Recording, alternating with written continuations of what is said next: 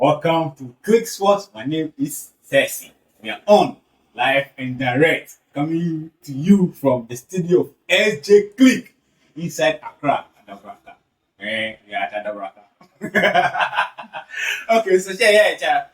As you know, Charlie, sporting activities from tennis to basketball to netball to really handball to even gutter to gutter. Very soon we'll bring you gutter to gutter. Our local effect is here, Charlie, coast to coast. I'm doing here every. But yeah, just so you know, if you chance upon this video on any of our platforms, Facebook, Instagram, Twitter, especially YouTube, subscribe, share, and comment. As I always say, the comment section is for you. So drop your concerns right there. Thank you very much. We have so much sporting activity. EPL is going on, FA Cup is going on, Spanish Copa del Rey is going on, Australia Open is also ongoing. And we are draw all of that coming up on the show.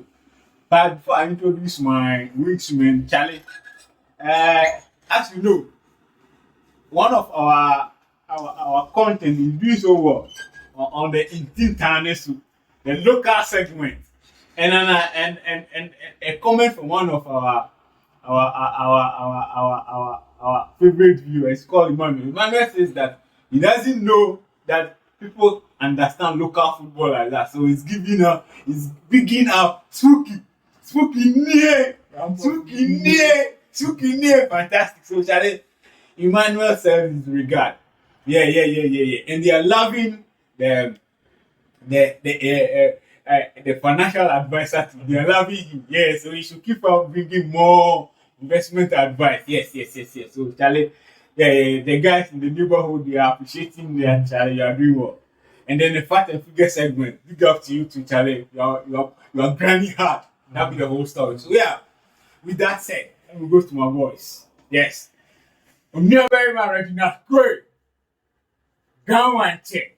You fantastic. We are welcome. Yeah. We are that. Perfect. Yeah, that. Nice.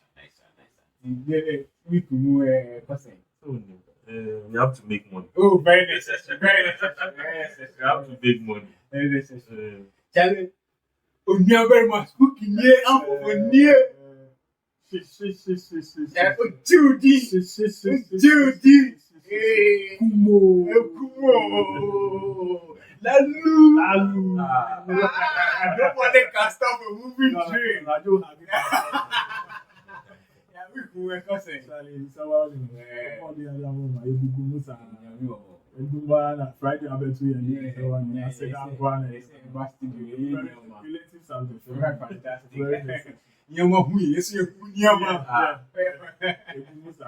Fantastic. So, Charlie, guys, as you know, the APL is on with all the matters arising. Lampard is gone now. Do you think that he has really kept at the job for too long, Lampard? Yeah. It was long overdue. Yeah. It was long overdue. But then it's one of years. So they were giving him the time. No. Things no be. Then give up the ample time. And the one thing about the English guys is They are partial, they are hypocrites, they are pretenders. they haven't gotten to the level they want to put their players. That's honest. See, St. after Liverpool just went to Rangers, Scotland. If you compare them to the other, see Arteta, apprenticeship, Guardiola, but when he came to Arsenal, he went under St. Wenger for some time. Yeah. So when you're fit, same applies to this other. These coaches have been working apprenticeship before, but these English coaches after soccer, that particular over here. So coaching because of Chelsea.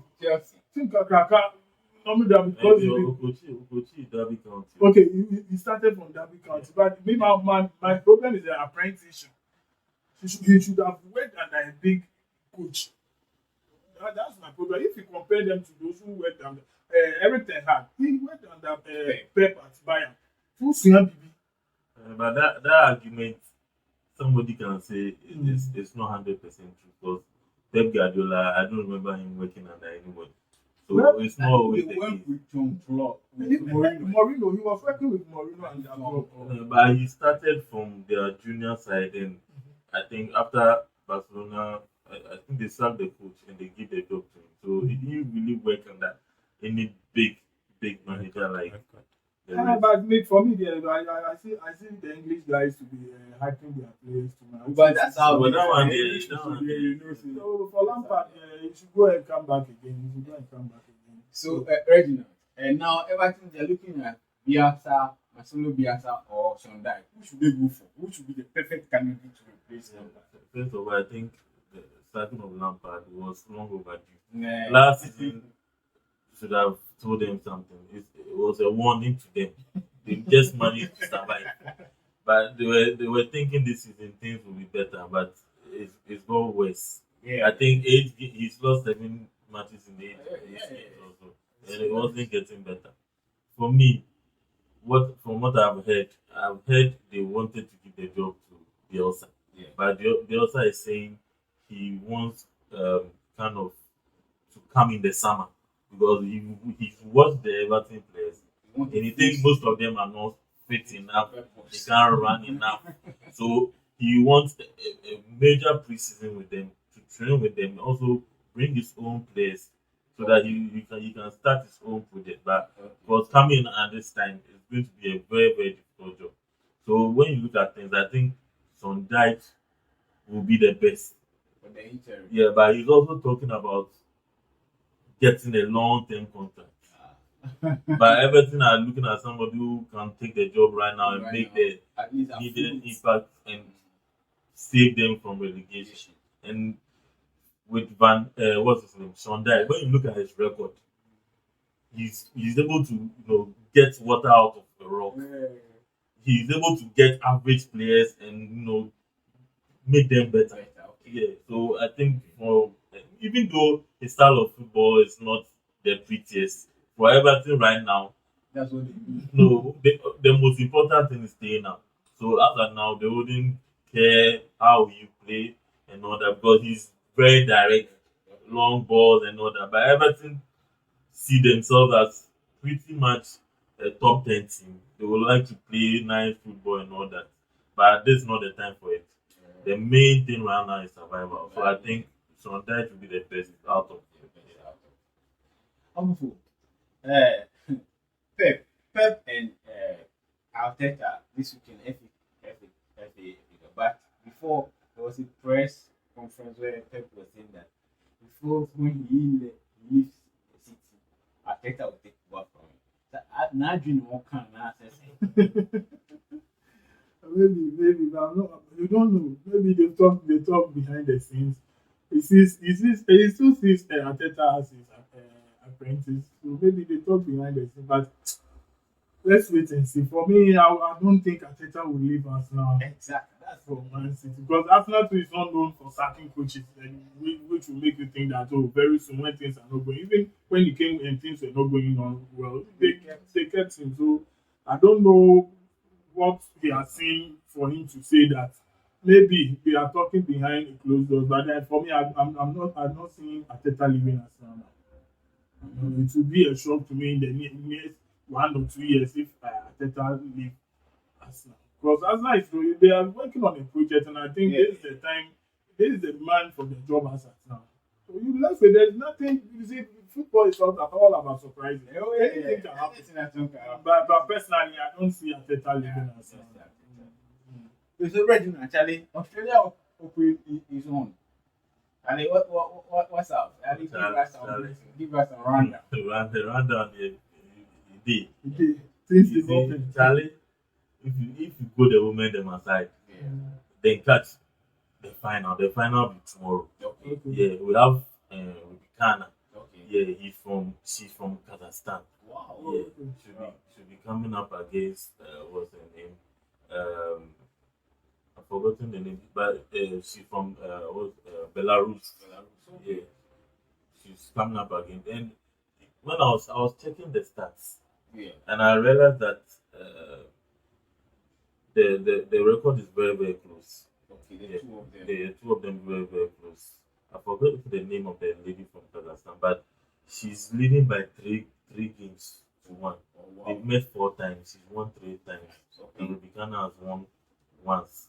So she has the upper hand, Wow. and she's starting as a favorite, even though Rubicana is the Wimbledon champion. Okay. Yeah.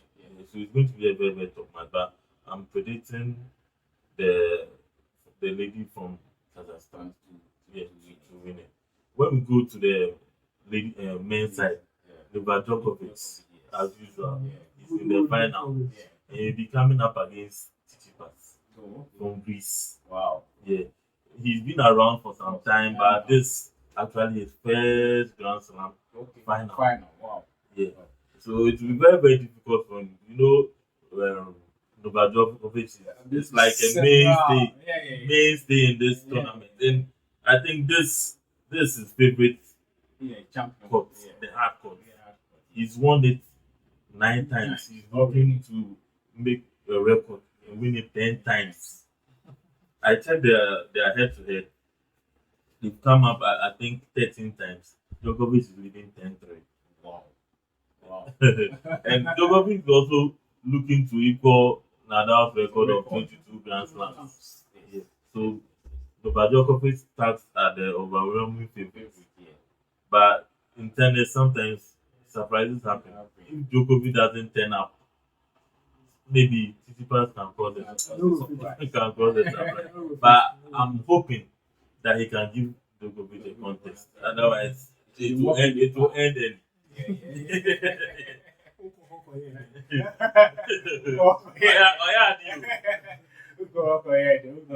I think Rukana is coming against Sabalenka. Sabalenka. Nice one. So I'm hopeful. This one is for the two of you. Juventus, once again, they are deducted. What actually happened this time around? I think Juventus, I don't know. They are just not. I don't know whether it's they are facing one problem after the other. Even this season is not going on well with them. Yes, and then there is a point deduction. Now, And from a grapevine, I think this whole program started with the huge amount of money they used to purchase Ronaldo. Their finances became, and you see, when you lie today, you have to lie tomorrow to cover the line. So that was what they were doing. If they weren't able to balance their books. If they buy, they purchase a player from your team, the player is like 20 million euros. They'll pass back and come and tell you, let the whole world know that the thing is 15. You buy is 20. Okay. So it seems that things have been going on, and for Italian FA too, they have investigation. They are so, and this thing is not only them. There are more clubs who Because I heard Sampdoria and they all investigated, just that they were acquitted. So there are more things to cover. Did you play this 15 point deduction? When I heard the story, I was like, "Hey, you, why always you?" Because you all remember, for some time they were relegated to Serie B and all that. And again, from what I have read, I've seen that there's this. I think the watchdog for the Italian FA called Commissar. In I think April 2001, they were investigating Juventus and other clubs because they were suspecting something like some financial issues concerning transfers, because they were feeling Juve and other clubs were inflating some of the figures, and also some of the gains they were getting from their transfer. They were suspecting, so they carried out an investigation the Italian FA. They carried out an investigation, but from their investigation, they came out in I think April of last year that there was nothing serious, but they just freed the clubs involved.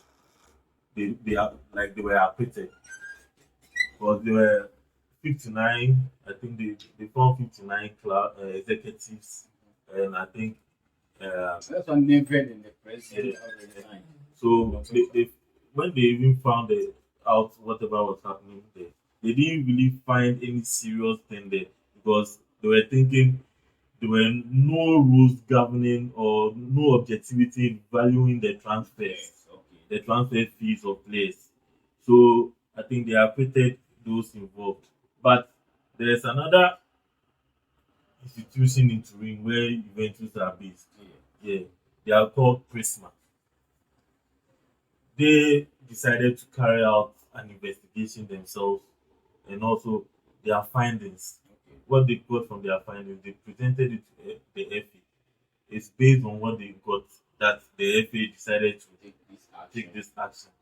Even though they are still going to face a jury and hear the case to come out with a verdict. So upon whatever they found out that Juventus were guilty of market manipulation and capital gains in the transfers. So Juventus was like they were covering up certain issues and they were gaining.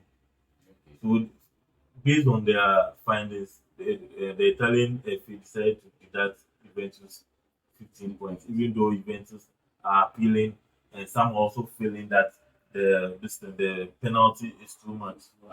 Another thing I also found out was that during the COVID era, when the players and the club agreed that they were going to reduce the players' wages for like 4 months, they were going to reduce it. Juventus went ahead and were paying some of the players. Okay. But they came out to say that they were paying. Okay. So since Juventus is also on the stock market and all that, when they find out about this thing, it's going to affect a lot of things. So it's a very, very, very serious thing. Issue for Juventus. But they are setting, I think, March to hear the case. Maybe if they find out a lot of things, it's going to be more sanctions. We'll come back more on Juventus. Juventus and the Wahala, we'll go for commercial break. We'll be right back.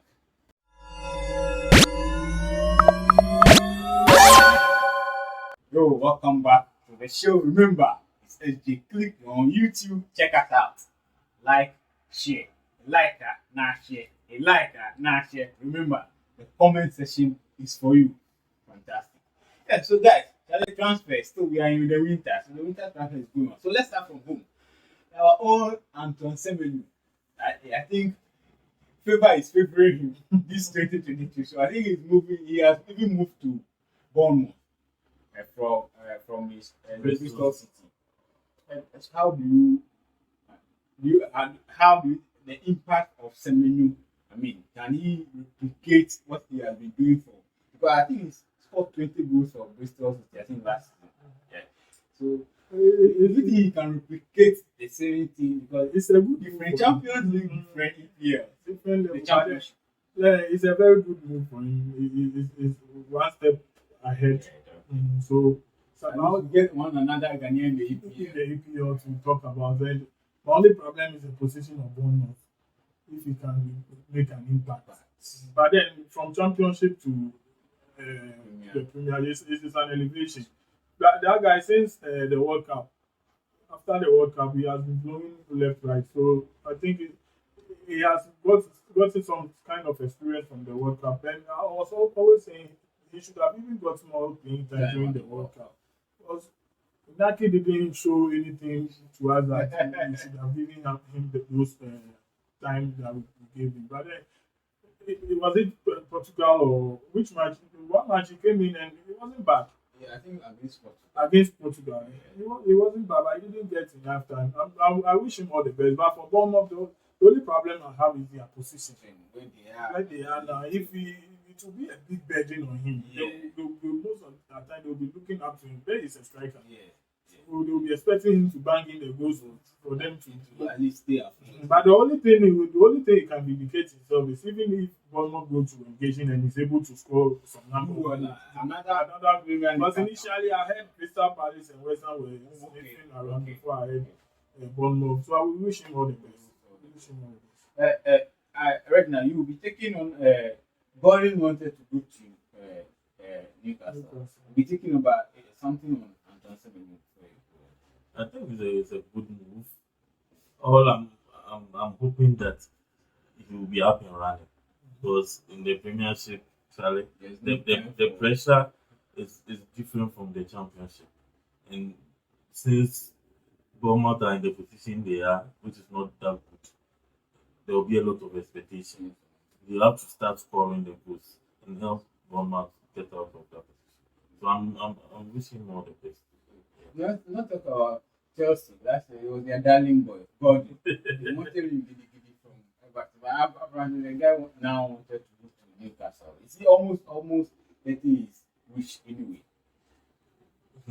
How good is that guy? What's that guy? You know, as usual, the English players to hype their players, 60 million, whatever. Chelsea, they were selling for I think 60 million or whatever last. Yeah. And you know that guy, even though the potential is there, he's not there yet. So 60 million is a lot of money. And for me, there's still a lot of work for Gordon to do. So I think for Newcastle to come and get him, I think it won't be the pressure won't be on him like it would have been at Chelsea. Okay. Because Newcastle, maybe I think the expectations are a bit lower. Yeah. So it's good. It's a good move. I'm hopeful. Your man, Conte. Me, I always say that this time, Daniel Levy is doing well for Conte. He doesn't buy players for coaches like this. But if he buys Danjuma on loan, at least on loan, Danjuma from Villarreal. And Corazzo, Poro, he's also joining. It's almost done. Yeah. So, I mean, all these players. Do you think that it is time for Conte to change his status and make a statement? Or For Conte, he's just like Mourinho. when things are not going well, they just give excuses.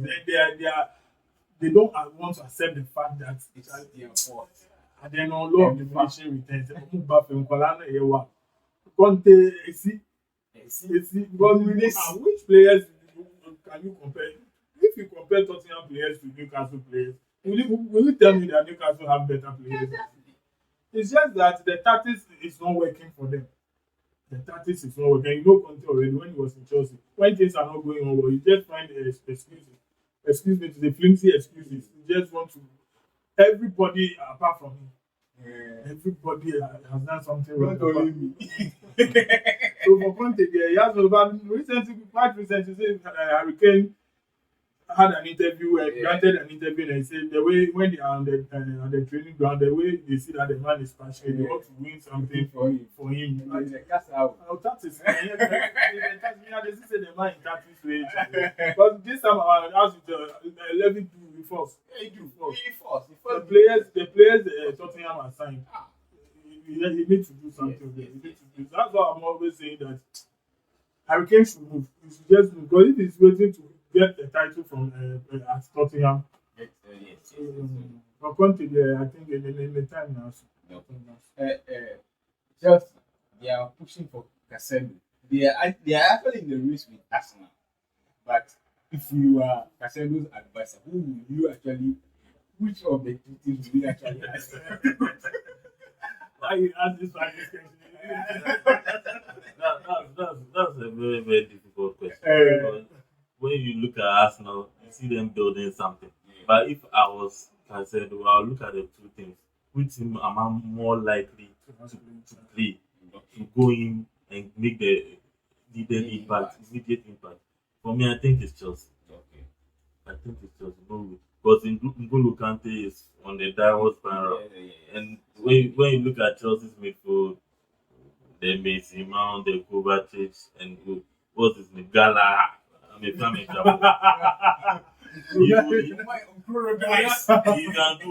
do far better than the Loftus-Cheek and all those. But when you come to Arsenal, we have the Xhaka, we have the Partey. It's more likely you'll be rotated. But with Chelsea, I think he's likely to get more playing time. So I advise him to go to Chelsea, even though he might not be playing Champions. Before you go, all of you, your pick on this. People are now advising that Harry Kane should move out of Tottenham if he really wanted to win something. Do you think it's a valid point? And for me, it's long overdue. Long overdue. Long overdue. You see, if you're a player and don't win anything, your name go lost. Maybe, After your career, what you achieve? maybe yeah, he can say he was all-time Tottenham top scorer. But Oh, who remember all time. time? Nigeria Nigeria was like he won champions. He won champions. Like all these great. He won a lot of trophies. You know, he won FA Cup, League Cup. So don't just talk about champions. If I see it, yeah. No competition will go right back.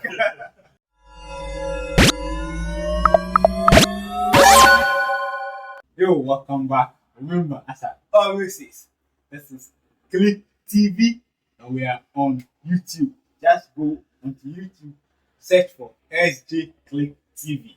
And if you chance upon any of our videos, remember what you are supposed to do is to press the bell notification icon. Fine, so that anytime we post a comprehensive lifestyle discussion from sports to health to entertainment, you get to be in the know. Yes. And remember, the comment section is for you. So drop your comments there. Drop your comment there. Your questions there. Suki is there. The fact one is there. PK for short is there. He'll give you the fact. The investment advisor is there. He'll give you the code. Charlie, more code, you know. But now go to Kuma Sochi. Sochi, Lala Sochi. What I say. Suki, when more rundown local staff, intricacies, no money, you know. So yeah, that's so Charlie. You can also follow us on Instagram, Facebook, and Twitter. Yeah. So guys, Charlie, we are local galaxies. We are Algeria. CHAN 2022. We will be playing Niger next. Do you fancy us against Niger? I watched Niger against Cameroon. In fact, I was disappointed in African football. For Niger, I think you see some years back we shouldn't have even mentioned Niger. Can we beat Niger? It's a match. We are supposed to beat Niger. At this time too, our people are not doing any better. So we have to analyze with caution. Yeah. But why Ghana? Why no? Niger, as you said, Niger and Cameroon, I didn't see any better because we won't see any pattern. Ball will go here end to end, then lucky. But I see the Black Galaxies triumph over Niger. I fancy them ahead of Niger. We should do something. If we want to take the trophy, we have to eliminate it. They are not playing any better football that we say that they are not playing the Madagascar football that I'm seeing in this tournament. So I take the Black Galaxies.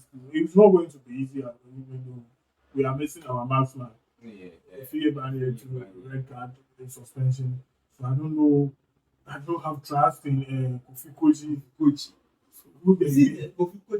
Is it the weight or the size? What is wrong with him? Kofi Koji, he needs to back up. He is an experienced player. By this time, he should be banking the goals. But Yes, but I don't know why.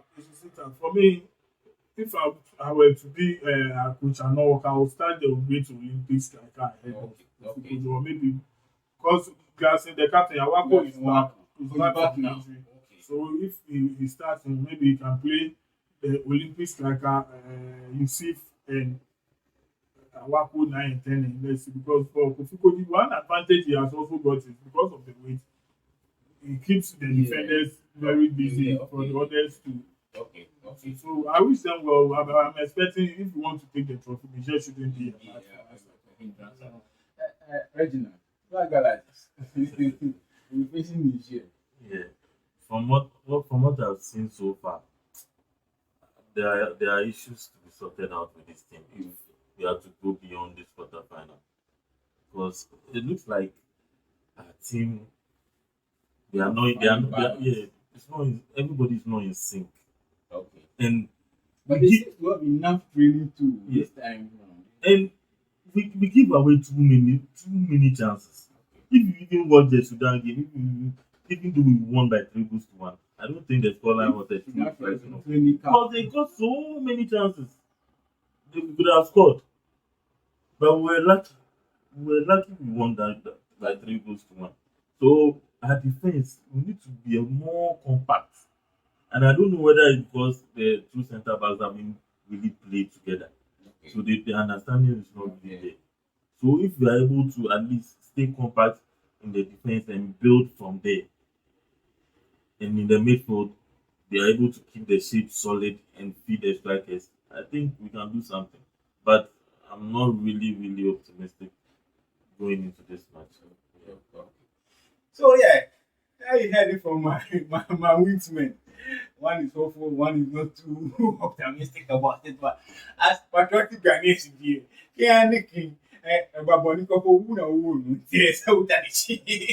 so we are supporting them Black Galaxies against Niger. And so, Charlie, that will be it for today. And remember, as I always say, the channel is SJP TV. We are on YouTube. Before we are off air, I would like to go to my guys on that Charlie to say hello to their loved ones, our home and staff. Charlie, Onia, very married, not quick. Your wife, your auntie say, fantastic. Have you know that? Yeah. We thank you, our viewers, for the love and support you continue to show us. Thank you for staying behind us. And always remember, subscribe to our channel on YouTube, on social media, Twitter, Instagram, anywhere. When you like, then you share. A like and share. Have you know? Yeah. Secondly, to the number one. Yeah. Number one lady. Fantastic. Good. You always be behind. Yeah. All right. Shout out to her. Yeah, fantastic. This is good, Charlie. The THM. Yeah. Spooky near uncle for near down for imbecility. Kumo. Charlie, it's your coach. Man, I'm a black guy. I like her. I share my comments here. Without you, there will be no way. Yeah. So, Charlie, more like your comments, I share platforms, you perceive your feedback. Book a honey, you perceive your That's fantastic. So there you heard it from my guys. We'll call it a day today. We'll see you in the capital. But remember, subscribe to the channel SJK TV. I'm Sissy. We are out like that. Bye bye.